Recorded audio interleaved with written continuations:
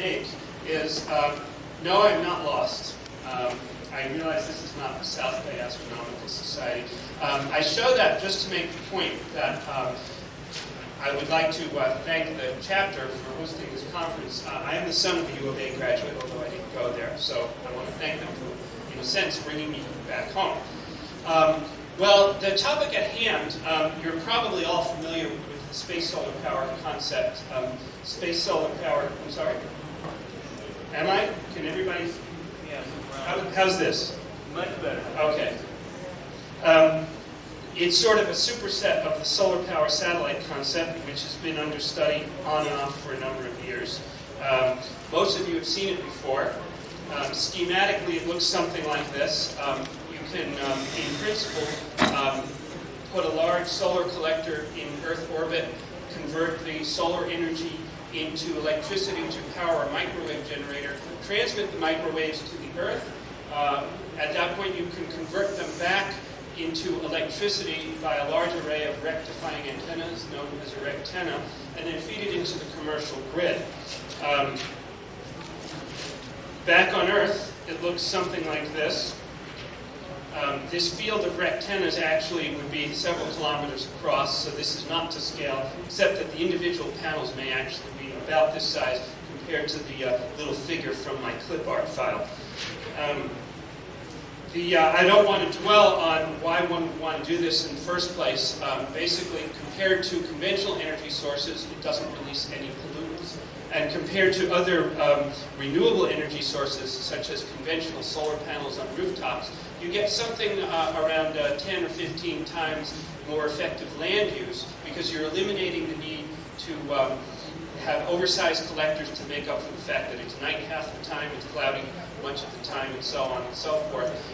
Storage is inefficient. You have another 15% loss just from storage. So if you can transmit power continuously from orbit, you're gaining something on the order of a factor of 10 in your land use. I show that schematically something like this. This is also not quite to scale, but I think it makes the point.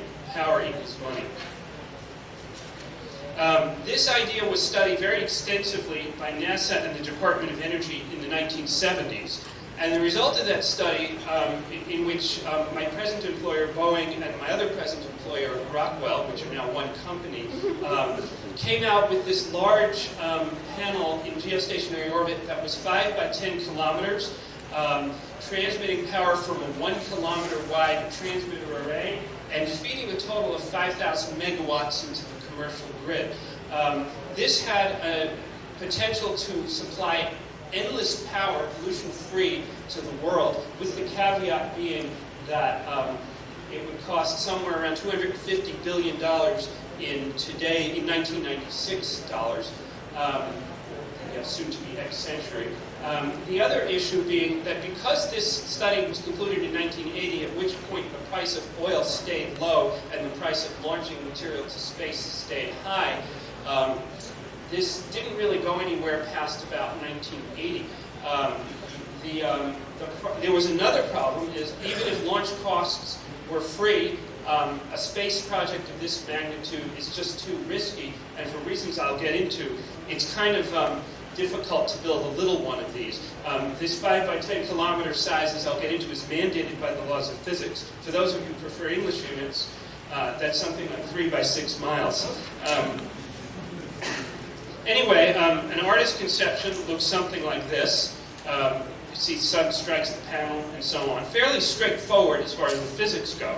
But again, the economical size has to be enormous. And this is what, in addition to launch costs, this is what has held it back. Utilities are not going to invest in a project that costs $250 billion before the first watt of power is delivered. The reason for the large size is that the laws of physics cause waves, such as microwaves, light waves, or any kind of wave, to bend around obstacles. This is known as diffraction, and it's illustrated somewhat schematically here. We see waves going through a slit, and mathematically there's no difference between waves of light going through a small hole or slit and microwaves being emitted from a large antenna array.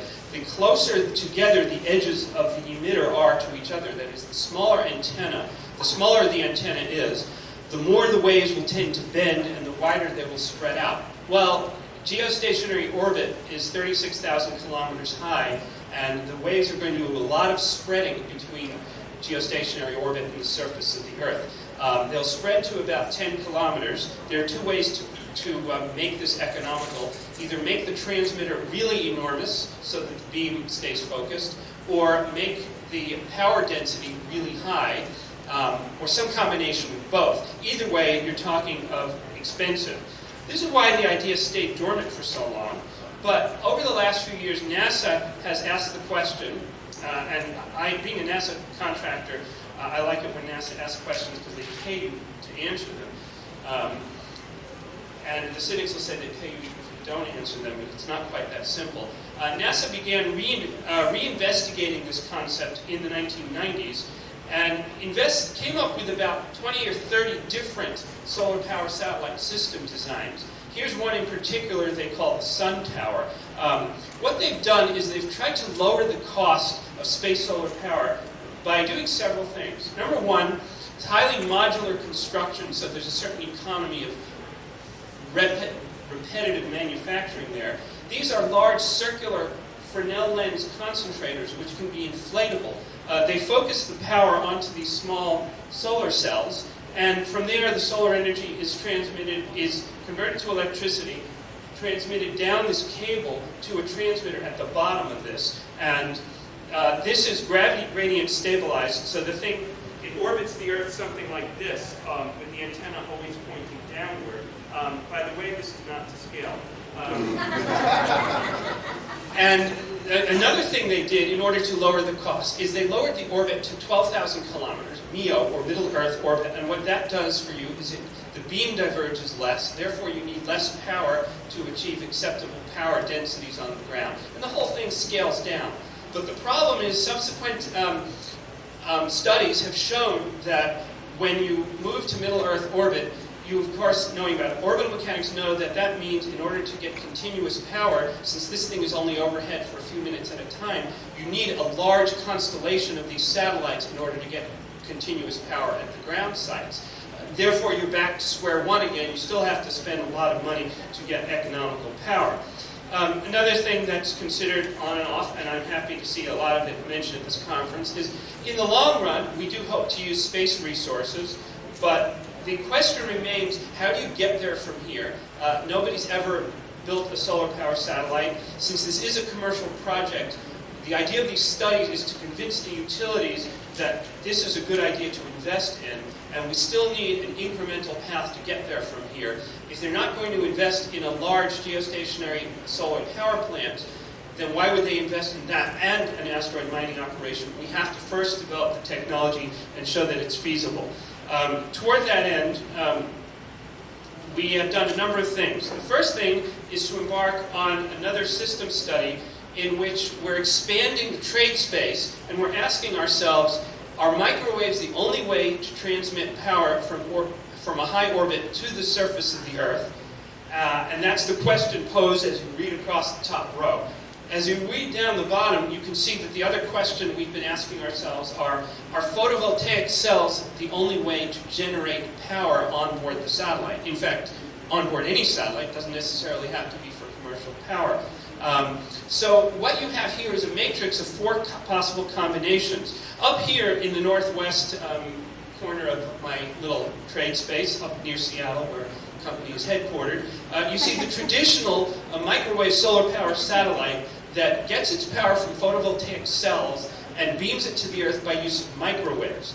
And one alternative to that, reading across the top to the northeast where I grew up, is photovoltaic cells beaming power by means of visible light, or perhaps infrared. The word we use is laser, and some people like that word, some people don't. We're talking probably very low-density lasers. In our ground rule for our study is that the laser intensity on the ground must be no greater than the intensity of the sun, although we like to think of the sun at the equator, at noon, but nevertheless, it's not, you can walk into it and it wouldn't hurt you. And one of my colleagues at the University of Alabama, Huntsville, has even identified a wavelength in the near infrared where you can look up at it and it will not blind you. So there are ways to do this very safely. And then the other part of the trade space is you can use those photovoltaic, you can use solar dynamic or heat engines to power the microwave beam. So this is another change from the traditional satellite. And then you can combine the two changes and use heat engines to power a laser. So this gives us three new ways of looking at the solar power satellite question, and one old way. And so the first thing we did was we considered whether these four things are really a good idea or whether this is a waste of time. First thing we did was we brainstormed about the microwave versus optical, i.e. laser question. And basically, anything in green is good, anything in red is bad, and anything in yellow is kind of proceed with caution. So basically, you see the main advantage of optical wavelengths over lasers is given at the top. That is, the beam divergence scales as wavelength. Since a laser wavelength is about 1/10,000th of a microwave wavelength, you're talking about a much narrower beam divergence.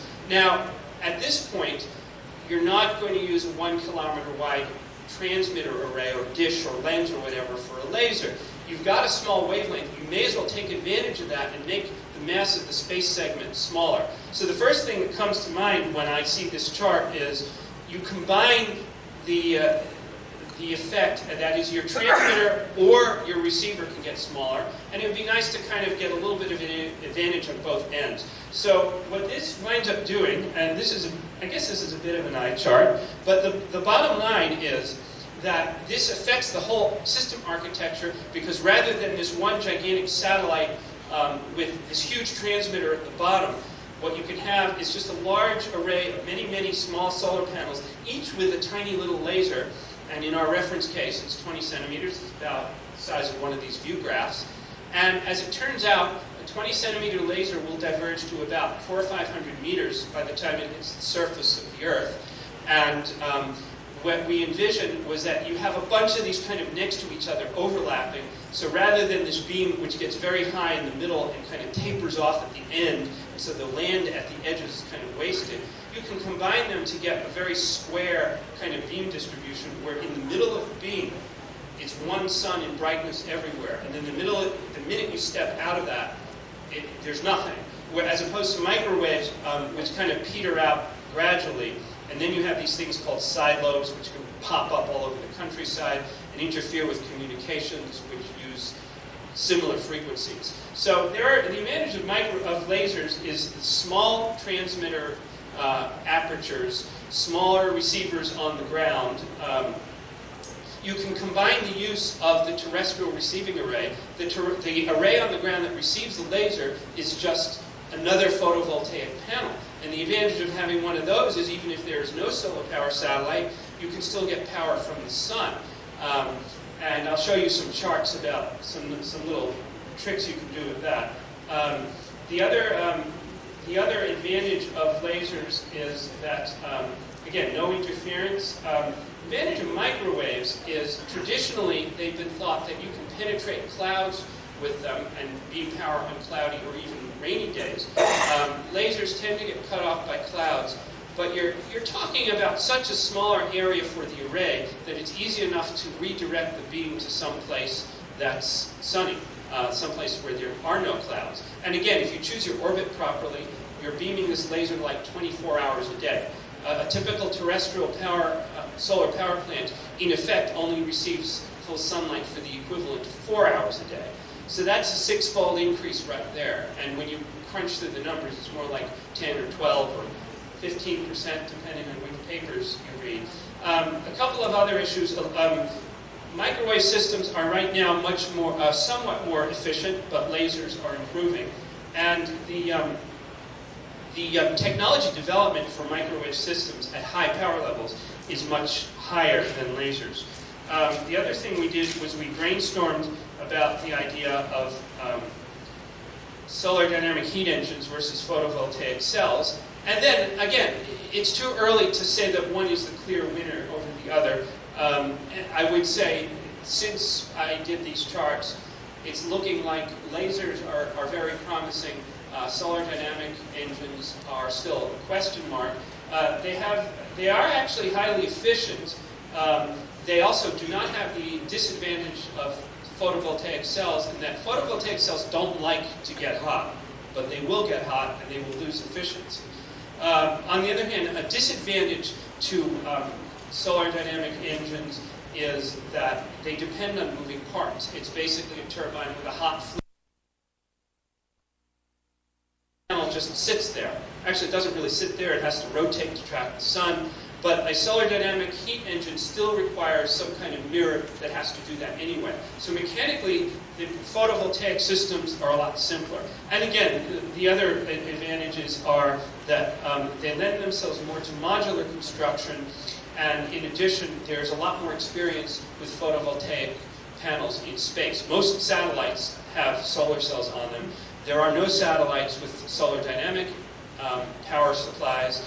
They have been tested in vacuum chambers in places like formerly Lewis, now Glenn Research Center. Those of you who were at the 1995 ISDC were in that vacuum chamber, and they were very nice. It wasn't a vacuum at the time, so we all got to come back.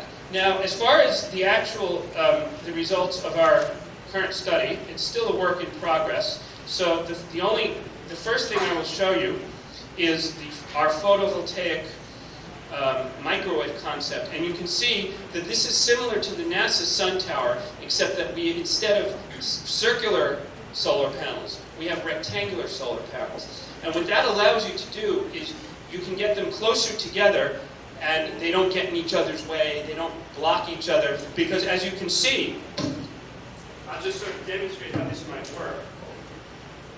Here's the sun. Here's the solar panel at 6 a.m. and it transmits, it's collecting full sunlight from the projector, which is our sun. At noon, it's edge on. At 6 p.m., it's good. And at midnight, it's edge on. Well, if you make it really long and space these things far apart, you can sort of eliminate some of the loss in and around noon. But no matter what you do, when it's exactly noon, you're going to lose power. So that's one disadvantage of the sun tower. On the other hand, I want to show you a little trick, and I'm skipping a lot of view graphs because I want to finish before dinner. Mine as well as yours. What you can do, here's a little trick we kind of uncovered.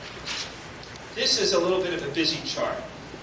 But what these two bumps here show is, again, 6 a.m. full power, 6 p.m. full power, noon at midnight zeroes out. But then the same solar array on the ground can collect sunlight, and that peaks at noon and kind of fades out around, before sunrise and after sunset. When you combine them, and these ratios are not really good, it's going to be kind of more even. When you combine them, what you get is this blue line. It's a little bumpy and goes up and down. But what you can see is that kind of mimics the daily electricity demand pattern here shown in red. So there may be certain commercial advantages in transmitting the most power when in fact you're going to use the most power, and again eliminating the need for storage or for transmission to places where there's more demand. I want to show you another close-up. Here's our engineering drawing. We first did a middle Earth orbit version of the sun tower, and after we did that, we basically rescaled the thing for geostationary orbit, and it kind of, by comparison, looks like this. And I should tell you that the actual width of those solar panels, this size is the same. It's on different scales. It's the width, it's the wingspan, so to speak, that increased. And the reference design that we looked at supplies a total of 1.2 gigawatts, 1.2 billion watts into the commercial grid. Here's a close-up of the transmitting array. And what this is something like 300 small panels. Actually, they're not that small. I think they're about 16 meters on a side. So this thing is about 500 meters across. It's still pretty big. Now you see why lasers may be a some advantage. But the advantage of this particular microwave system is that it's modular, and every pair of these segments, this is the MEO version, but the same thing holds for the geostationary version. Each one of these pairs can be launched in, let's say, a heavy lift booster, and carry with it one of those little square antenna panels. When it gets to low Earth orbit, it's released from the payload fairing.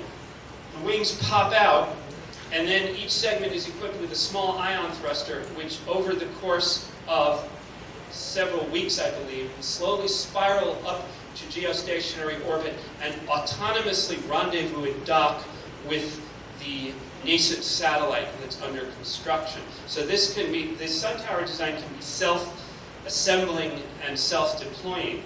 Now you can see where I'm going with this. It takes 300 of these to make a solar power satellite, but you can envision one of these being of some use. Those of you who've looked at the last chapter of the book or saw the movie will know, but don't tell the people sitting next to you. It's sort of not, I'm not sure it's clear what's happening here. The idea is that the wing on the solar panel wing is not deployed all the way, because you only need about, each of these wings produces about 4 megawatts, and you only need about 5-10% of that to power your ion thrusters. You don't want to extend the whole thing because you're subjecting it to radiation degradation as it spirals up to a higher orbit. Well, I want to kind of get away from the photovoltaic sun tower and show you our solar dynamic microwave design. And here again, you have about 300 concentrators, and this is no longer a sun tower. This is now a square that sits perpendicular to orbital plane. So if you can imagine now, the microwave is the Earth, because I'm tired of the sponge rubber ball. This moves around like this, and the antenna swivels around to track the ground station. Now, one of the issues that came up with this is an enormously heavy antenna, and over a gigawatt of power has to be transferred across a rotary joint. And this is a massive structure carrying a lot of power, and there were some doubts about the practicality of ever building such a rotary joint. So as an alternative to that, you can fix the transmitter directly to the satellite and put a reflector on it, and the reflector can be very thin and light in weight, and only the reflector needs to be rotated. The disadvantage to this is that the reflector has to be flat to within 1/20th of a wavelength. Wavelength's about 6 centimeters, and the reflector's about 600 meters across. When you do the math, you have to be careful. Our next step, which we haven't done yet, is to evaluate these various architectures using these evaluation criteria. And if you can't see them, it's basically cost, technological difficulty, reliability, lots of technical stuff, and some social stuff, including political issues. For example, my personal belief is that although there's concern about the public perception of lasers, I think people think lasers are kind of cool, and that microwaves are maybe a little creepy. But there's a lot of work in both of these things in educating the public. And we're going to weight these criteria roughly in the order that you see on the screen. And in particular, if you pay attention to cost, we're still left with that cost to first power. How do you finance a 1 gigawatt satellite or convince a commercial investor to do it when nobody's done it before? And toward that end, we're studying a variety of near-term concepts. And because you're all getting hungry and I want to give Marianne her due, I'll go through them quickly. First one is what we call a power plug. This kind of looks like it's one segment of a sun tower.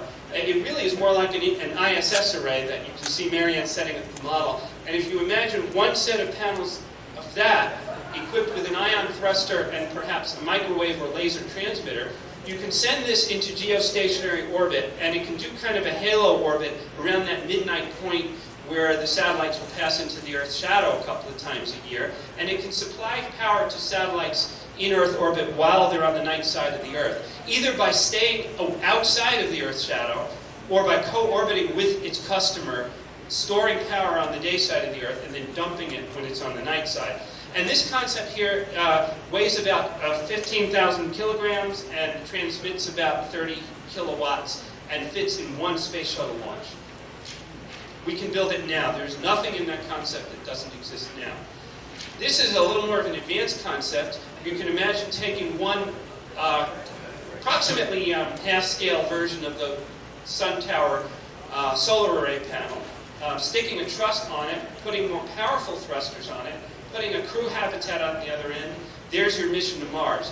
This takes about 200 days to spiral from low Earth orbit to a Mars transfer orbit, and then another 200 days to actually cross over to Mars. But it turns out you can chop about 50 or 100 days by deploying this thing in a higher orbit and ferrying the crew up to about 15,000 kilometers. These arrays produce about 1.5 megawatts. So you can see what's happening. We've grown from a couple of kilowatts to around 1 megawatt or so. And we can work our way up gradually toward these gigawatt solar power satellites. The next concept we're working on is shown somewhat schematically here. There's been a lot of talk about water on the moon. And one issue is that where the water exists in shadow craters on the moon, it's dark. And solar cells don't work. So your alternatives are either heavy storage batteries, but you don't like that because you want to keep it light and weight, or a nuclear power source. And the nuclear power source, I think, might be slightly too large to fit through Congress. So as an alternative, what we propose to do is set up this pillar-like solar array on, let's say, Mount Wasser or some illuminated area near a lunar pole.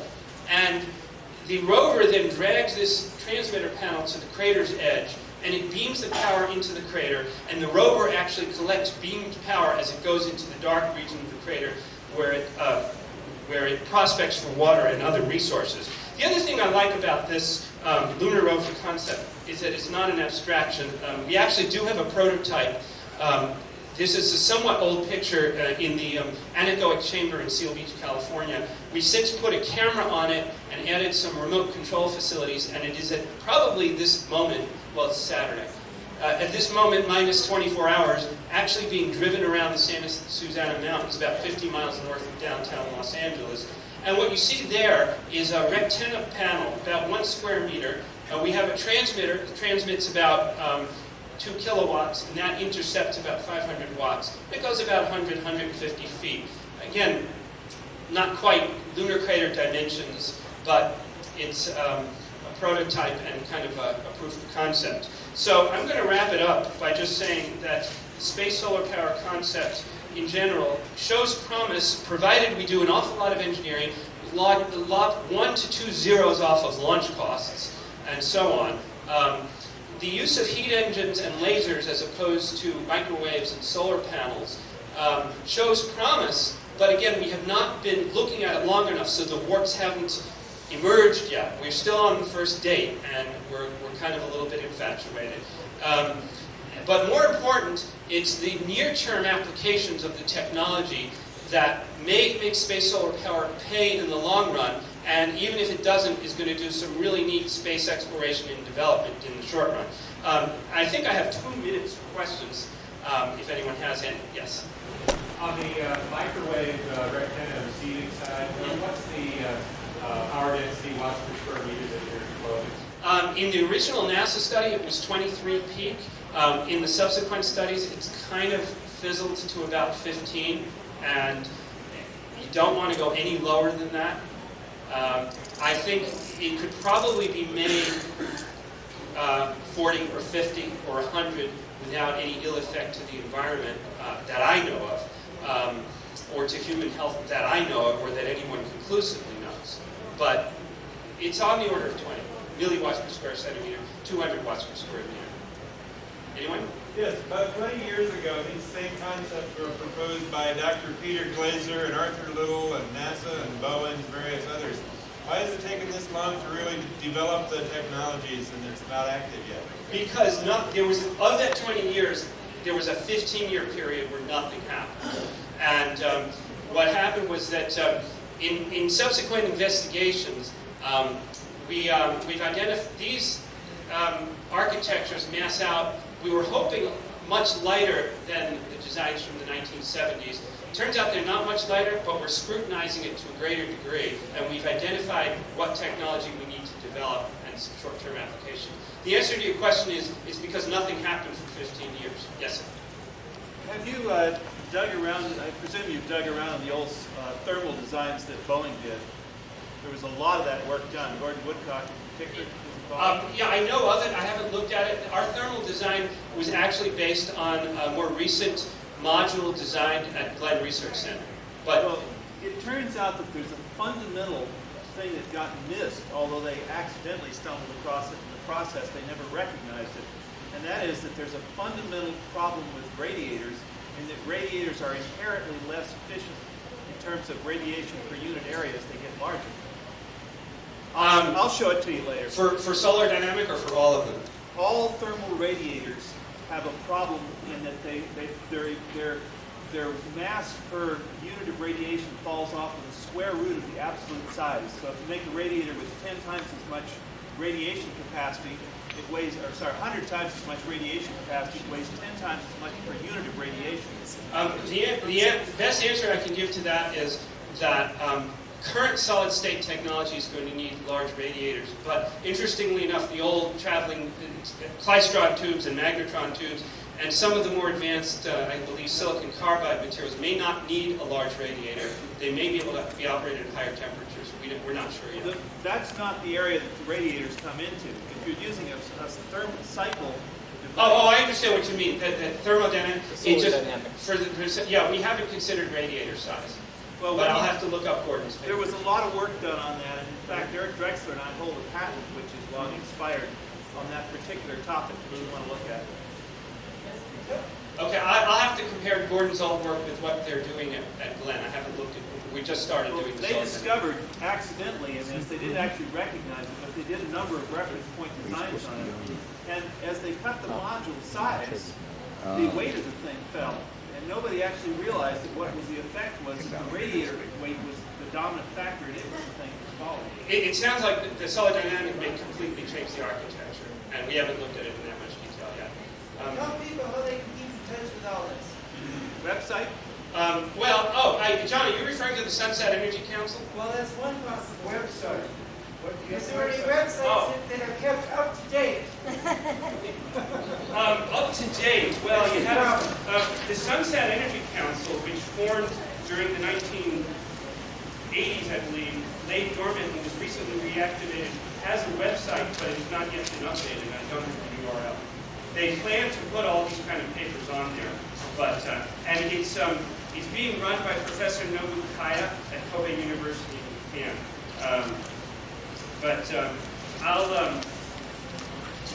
John, contact me and I'll let you know what it is. I guess we should probably move on. Thank you.